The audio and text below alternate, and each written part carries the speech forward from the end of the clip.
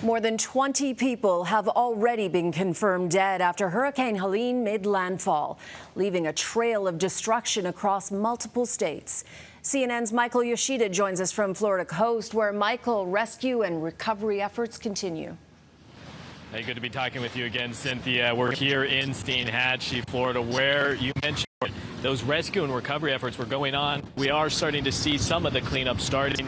See some of the debris that was pushed on shore being moved and piled up right there, as officials are still warning people there are dangers related to this storm that they need to be aware of. This is still a very dangerous situation. Even though some of the storm surge is receding in Florida. Boats on yards in front of homes, roofs torn off, trees toppled, vehicles crushed.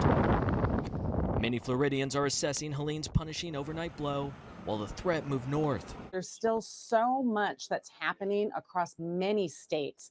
Potentially historic and devastating flood levels are washing across large parts of the southeast. We're also trying to get to multiple structures right now that we know have individuals inside that we're unable to communicate with. Georgia's governor confirming Friday afternoon that multiple people remain trapped in buildings. Water rescues in that state and others have essentially been nonstop since Helene's landfall.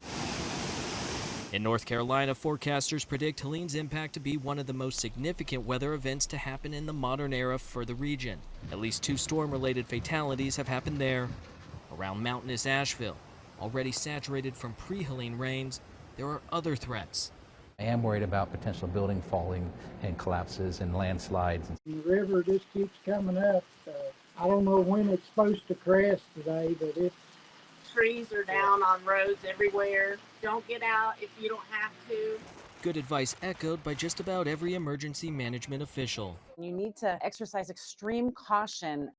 And Michael, we're happy to see you standing safe and well. What's it been like for you to be there?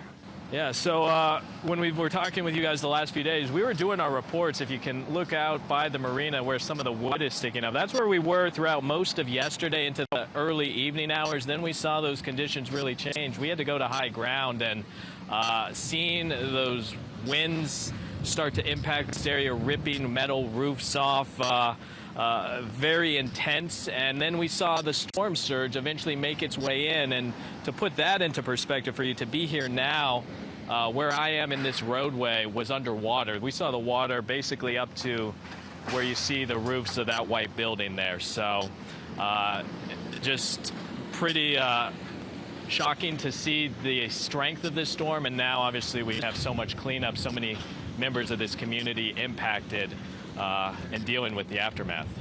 All right, Michael, thank you very much. You take care. And that is CNN's Michael Yoshida near Florida's Gulf Coast.